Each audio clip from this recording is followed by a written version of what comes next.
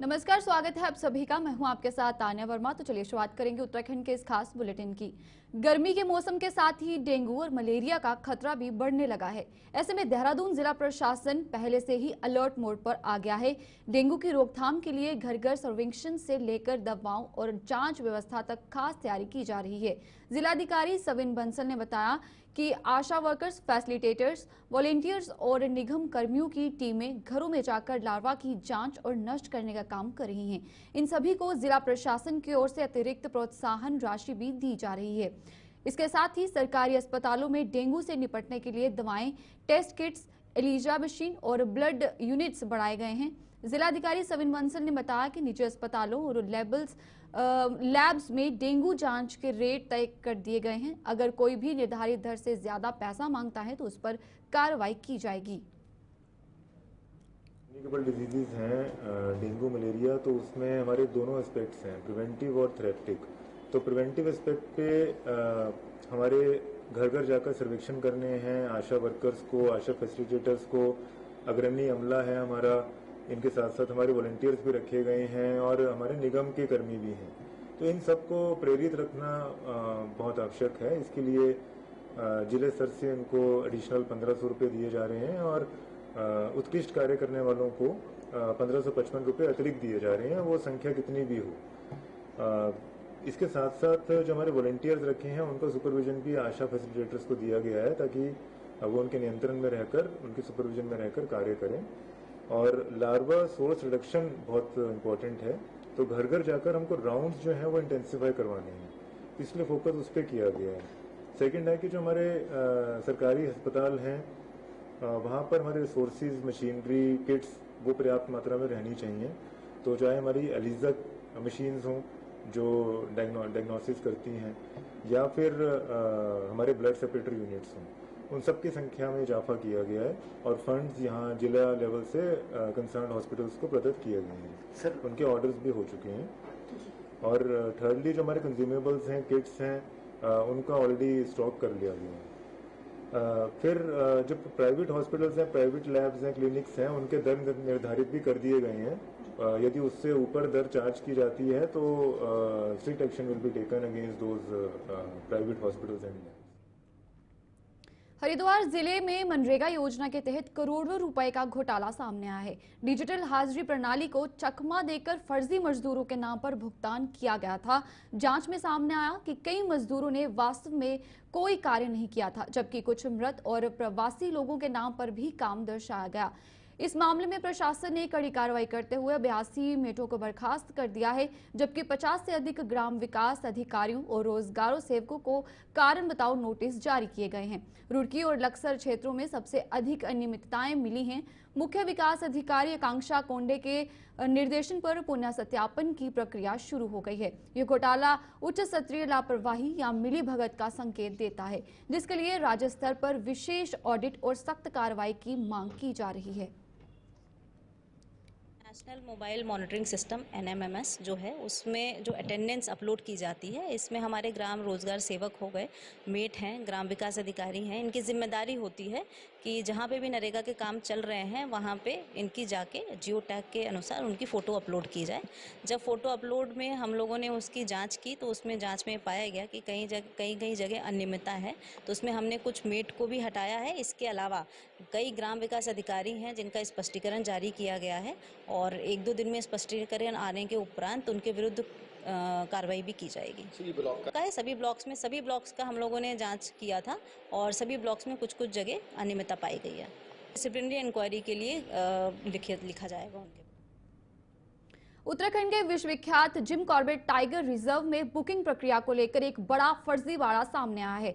इस बार ठगों ने केंद्रीय मंत्रालय के नाम का सहारा लेकर कॉर्बेट की बुकिंग में सेंध लगाने की कोशिश की, लेकिन पार्क प्रशासन की सतर्कता के चलते मामला समय रहते पकड़ में आ गया।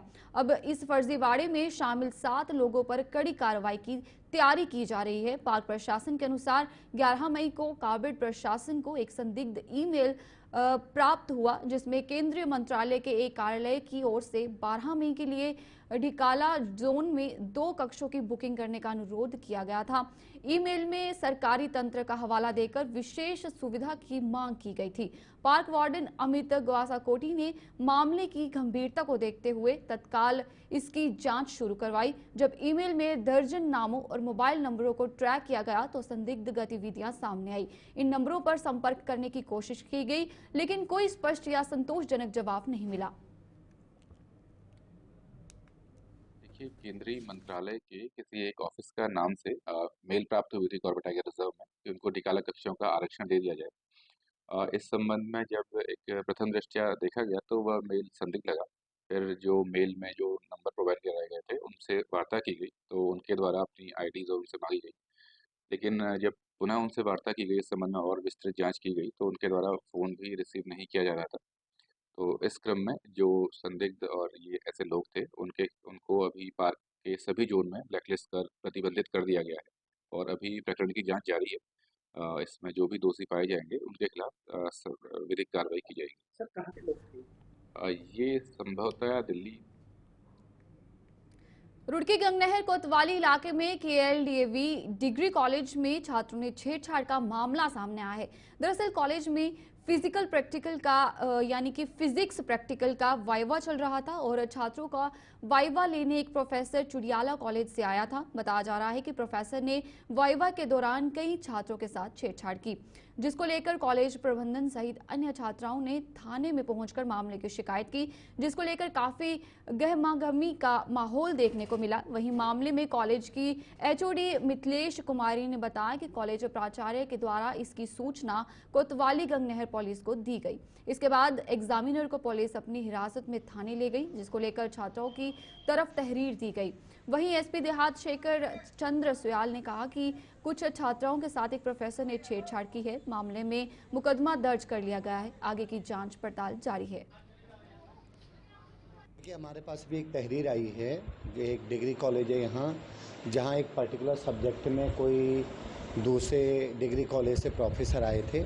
तो जिन बच्चों का वाइवा लिया जाना था, उन्होंने पाया कि बच्चियों का ये कहना है कि उनके साथ प्रोफेसर साहब ने गलत संग से बैड टच किया और इंटेंशनली कुछ चीज़ें उनको गलत फील हुई हैं।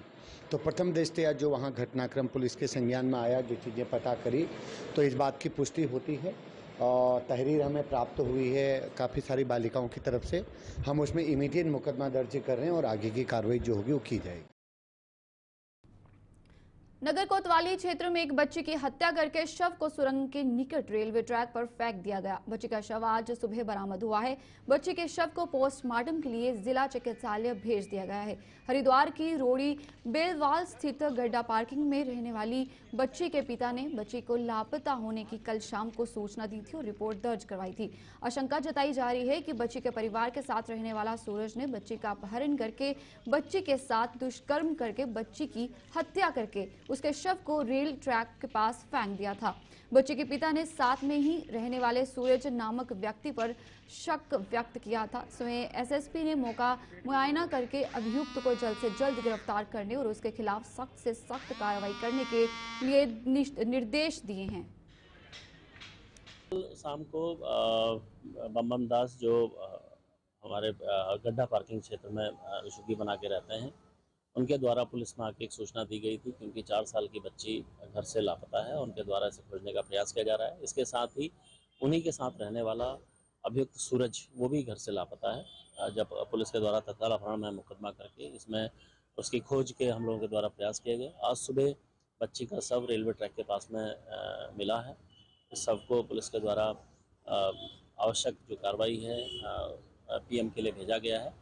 प्रथम दृष्टया बच्ची के साथ हत्या और रेप का मामला हमें प्रतीत होता है, लेकिन पीएम रिपोर्ट के बाद और चीज़ें क्लियर हो पाएंगी। लेकिन पुलिस के द्वारा अभियुक्त को पंजीकृत करते हुए अभियुक्त सूरज की हम लोगों के द्वारा अभी लगातार खोज जारी है। मुझे उम्मीद है कि जल्दी हम उस अभियुक्त को पकड़ लेंगे और जो भी वैधानिक कार्रवाई है सख्त से सख्त सजा दिलाने का। कितनी बड़ी बच्ची है? बच्ची की उम्र भी 4 से 5 साल के बीच में है और काफ़ी छोटी नवजात बच्ची है। क्या लगता है कि दुष्कर्म की आशंका भी है? हाँ, इसमें बिल्कुल मैंने जैसे आपको बताया, प्रथम दृष्टया पुलिस को इसमें दुष्कर्म और रेप मर्डर दोनों की इसमें संभावना नजर आती है। अभियुक्त अभी फरार है। अभियुक्त अभी फरार है, लेकिन हमें जल्दी ही हम इसको पकड़ लेंगे। परिवार का ही जानने वाला है वो? हाँ, जो अभियुक्त जो है इन्हीं के साथ रहता था, पिछले 4-5 महीने से इन्हीं के साथ रह रहा था, एक ही परिवार में ये रह रहे थे। पिछले महीने जिस तरह से जम्मू कश्मीर के पहलगाम में आतंकवादियों द्वारा कई पर्यटकों को मौत के घाट उतार दिया गया, उसके बाद भारतीय सेना ने ऑपरेशन सिंदूर चलाते हुए आतंकवादियों के कई ठिकानों को नष्ट किया। भारत पाक के बीच चल रहे युद्ध के चलते यहां पूरा देश भारतीय सेना के मनोबल को बढ़ाने में लगा हुआ है। वहीं इस कार्य में डोईवाला क्षेत्र के युवा भी किसी से पीछे नहीं हैं। एक मदद ब्लड ग्रुप समिति डोईवाला और नगर पालिका डोईवाला से तेलीवाला के सभासद रियासत अली मोंटी के साथ बड़ी संख्या में क्षेत्र के युवाओं के द्वारा बढ़ चढ़कर रक्तदान किया। जॉली ग्रांट हिमालयन अस्पताल की चिकित्सकों की टीम के द्वारा युवाओं से रक्तदान कराया गया। रक्तदान को लेकर युवाओं में काफी जोश नजर आया। युवाओं ने कहा कि रक्तदान से बढ़कर कोई दान नहीं, रक्तदान से हम कई लोगों की जान बचा सकते हैं। एक मदद ब्लड ग्रुप समिति द्वारा लगातार जो है ब्लड डोनेशन का आयोजन किया जा रहा है, जिसमें आज हमने 8वां रक्तदान शिविर का आयोजन किया है, जिसमें हमारे जो शहीद हुए थे पहलगाम में, जो हमारे भारतीय नागरिक शहीद हुए थे और जो युद्ध में हमारे जो है सैनिक शहीद हुए थे, उनकी स्मृति में आज हमने जो है रक्तदान शिविर का आयोजन किया है। लगातार हम युवाओं को प्रेरित कर रहे हैं कि आप जो रक्तदान मुहिम है उसका हिस्सा बने और उसमें बढ़ चढ़ के हिस्सा लें। अभी तक 20 से 25 यूनिट के समथिंग जो हमारे पास ब्लड एकत्रित हो गया है और उम्मीद है कि हम इसे, हमारा 50 का टारगेट है, 50 को हम पूरा करेंगे। और दूसरा जो मैं युवाओं से सिर्फ एक बात कहना चाहता हूँ कि आप नशे की तरफ ना जा करके आप एक ऐसी मुहिम की तरफ आइए ना जो जिससे जनता को या आम नागरिक को जो है फायदा हो। आज हम देखते हैं जा करके कितनी हॉस्पिटलों में जो है हमारे यहाँ रक्तदान की कमी हो रखी है, वहाँ रक्त एकत्रित नहीं हो रहा है, तो इसलिए जो है हम लगातार जो है अपना ब्लड डोनेशन कैंप लगा रहे हैं। जो ये रक्तदान होता है, ये रक्त जो है मात्र मानव शरीर से ही आता है, इसलिए कोई नलके से नहीं आता या किसी टंकी से नहीं आता, ये केवल मानव शरीर से आता है। उस मानव शरीर से ही निकल करके दूसरे की कमी पूरी होती है। तो इसीलिए मेरा सबसे आग्रह है कि आप सब जो है रक्तदान मुहिम का हिस्सा बने और इसमें बढ़ चढ़ करके हिस्सा लें। बहुत ही दुखद घटना है हमारे देश के लिए और हर उसके लिए, मतलब पूरे देश के लिए कहीं भी ऐसा नहीं होना चाहिए। और उसी के उसमें आज ये उपलक्ष्य में रखा गया है कि भाई जो ये हानि हुई है बल्कि उसको पूरा किया जाए। उसी उपलक्ष्य में आज हमारे यहाँ तेलीवाला में आयोजन किया गया है, उसी में हम सब लोग बढ़ चढ़ के हिस्सा ले रहे हैं। और हम जितने भी युवा हैं सबसे आह्वान करते हैं कि इस ब्लड की हमारे देश को बहुत जरूरत है इस टाइम, तो ज़्यादा से ज़्यादा आके यहाँ पे जो है अपना रक्तदान करें और अपने देश को। हरिद्वार के बहादुराबाद ब्लॉक प्रमुख आशा नेगी की अध्यक्षता में बहादुराबाद क्षेत्र पंचायत की बैठक संपन्न हुई, जिसमें क्षेत्र के विकास व जन समस्याओं से जुड़े 37 प्रस्तावों पर गंभीर चर्चा हुई। प्रमुख समस्याओं में पेयजल संकट, विद्युत व्यवस्था की खराबी, स्वास्थ्य सेवाओं की कमी और विद्यालयों की जर्जर हालात शामिल रही। धनपुरा व मीठी बेरी गांव में जलापूर्ति बाधित है, हैंडपंप बंद है और बोरिंग कार्य अधूरे हैं। विद्युत विभाग पर पुराने पोल न बदलने, झूलते तारों और अनावश्यक दस्तावेजों की मांग को लेकर सवाल उठे। लालडांग क्षेत्र के पीएचसी में 24 घंटे चिकित्सक की अनुपलब्धता पर चिंता जताई गई। मुख्य विकास अधिकारी आकांक्षा कोंडे ने विभागों को समयबद्ध कार्रवाई के निर्देश दिए। जल निगम को वैकल्पिक जल प्रबंधन सुनिश्चित करने को कहा गया। वीडियो मानस मित्तल ने विवाह पंजीकरण हेतु यूसी पोर्टल पर पंजीकरण की अपील की। हैदराबाद में बीटीसी बैठक प्रमुख महोदय मैडम के द्वारा की है, उनकी अध्यक्षता में। और मुख्यतः जो है हमारे पानी को लेके, बिजली को लेके, रोड को लेके बहुत मुद्दे आए। सभी सदस्य द्वारा भी बहुत ये मुद्दे उठाए गए हैं, जिसमें संबंधित विभाग को आदेशित कर दिया गया है कि समय सीमा में कड़ाई से अनुपालन करते हुए सभी समस्याओं का निराकरण करेंगे। देखिए, सभी विभागों को आदेश कर दिया गया है। इसके पश्चात जो नेक्स्ट बीडीसी की बैठक भी जब होगी तो उसमें सबसे पहले जो विभाग ने परिपालन किया है पूर्व में, जो उनको निर्देश दिए गए हैं, उसके बारे में ही विचार विमर्श किया जाएगा और बहुत कड़ाई से उनको आदेश किया गया है। तो मुझे लगता है कि जो सभी विभाग हैं इन चीज़ों का संज्ञान लेंगे। सभी विभागों के अधिकारी मौजूद किए, उसकी बाकायदा अटेंडेंस भी की, उन पे कोशिश की जाएगी कि कड़ी से कड़ी कार्रवाई भी की जाए। क्षेत्र पंचायत सदस्य भगतनपुर आबिदपुर से हूँ। दोस्त में जो बैठक हुई थी बीडीसी की सबसे पहली, उसमें मैंने एक प्रस्ताव दिया था एसडीओ साहब को बूढ़ी माता पे। तो उसके बाद मैं उनसे मिला जाके, भाई मेरा काम जो है उसे कर दो। उन्होंने कहा कि ठीक है करेंगे। बीडीओ साहब के माध्यम से भी मैंने 2 प्रस्ताव भिजवाए, तब भी मेरा काम नहीं हो पाया। फिर मैं एसडीएम साहब से मिला, उनसे लेटर बनवाया, उन्होंने मार करा, उसके बाद भी काम नहीं हो पाया। आज बीडीसी की बैठक थी, इसने मुद्दा उठाया, लेकिन वो आज यहाँ पहुँचे ही नहीं। अभद्रता की है कुछ? हाँ, मैंने उनके फ़ोन किया कि जी मेरा एक काम है, इसको कर दियो, तो उस फ़ोन पे बदतमीजी करते हैं। मेरे पास रिकॉर्डिंग भी है। सीडीओ ने क्या कहा? सीडीओ साहब ने कहा कि देखते हैं, कराते हैं काम को, बात करते हैं उनसे।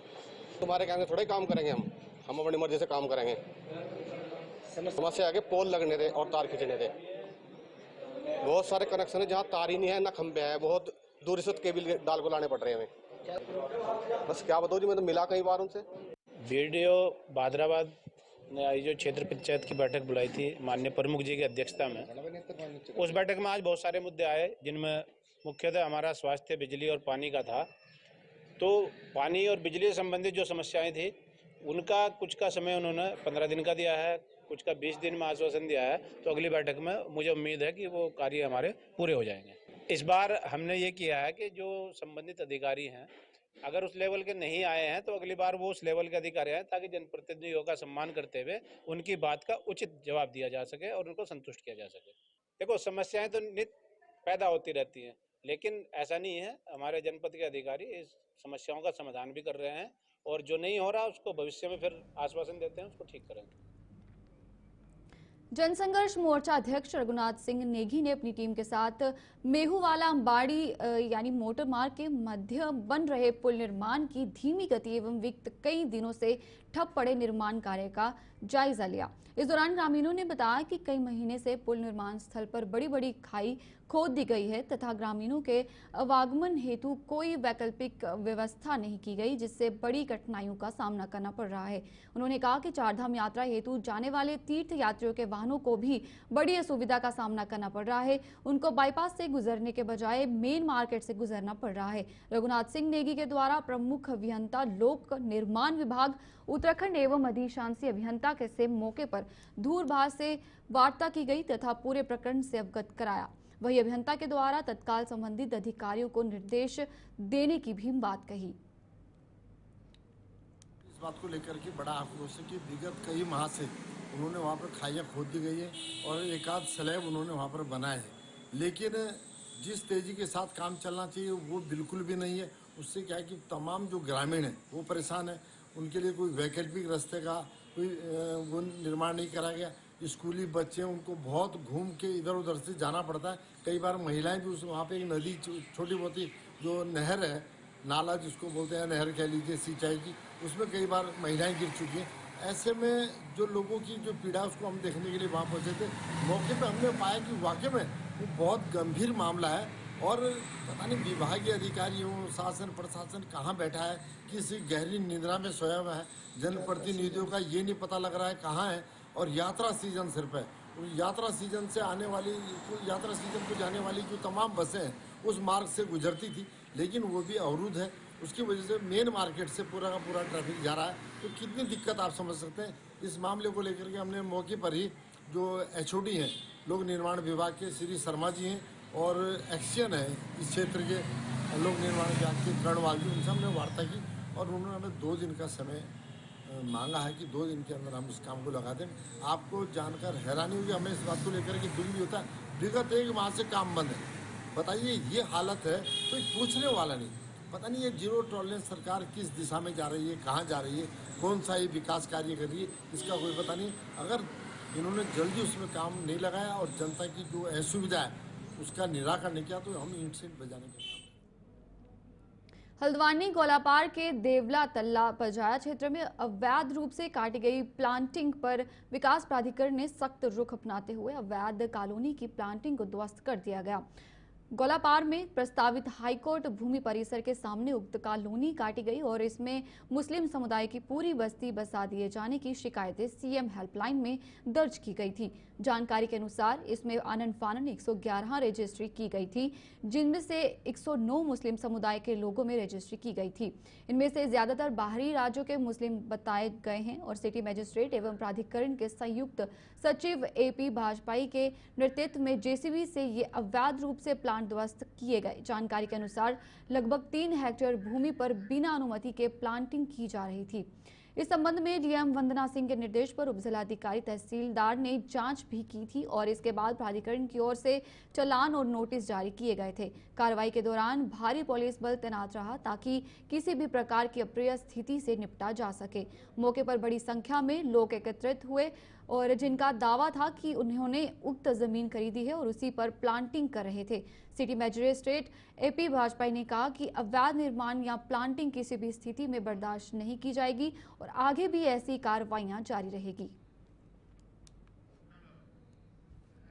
बागेश्वर पुलिस ने 2 युवकों यानी अनिल और करण कुमार को स्मैक की तस्करी के आरोप में गिरफ्तार किया है। एसओजी टीम और थाना पुलिस ने मुखबिर की सूचना पर गढ़बगढ़ मार्ग पर की सीढ़ियों के पास दबिश दी और बता दें जहां दोनों संदिग्ध बैठे थे। तलाशी के दौरान अनिल के पास से 4.87 ग्राम और करण के पास से 4.34 ग्राम स्मैक बरामद हुई। दोनों ने स्वीकार किया कि वे ये मादक पदार्थ रुद्रपुर से लाए थे। पुलिस ने एनडीपीएस एक्ट की धारा 821 के तहत मामला दर्ज कर आगे की कार्रवाई शुरू कर दी है। गिरफ्तार करने वाली टीम को कप्तान ने 1000 रुपए नकद इनाम की घोषणा भी की है। 21 ग्राम स्मैक के साथ इसकी अनुमानित लागत जो है 3.25 लाख से भी अधिक है। इस स्मैक की क्वांटिटी के साथ 2 अभियुक्तों को गिरफ्तार किया है। इसमें अभियुक्त अनिल कुमार और करण कुमार ये दोनों बागेश्वर के निवासी हैं और इसमें एसओजी और कोतवाली की पूरी टीम ने इसमें मेहनत करके ये काम किया है। इसमें पूरी टीम को जो है 1000 रुपये का कैश रिवॉर्ड भी दिया जाता है और इसमें जांच करके ये कहाँ से ला रहे थे और किनको बेचने वाले थे, इसमें पूरी सप्लाई चेन को ये करके उन पे भी कार्रवाई करने के लिए हमने।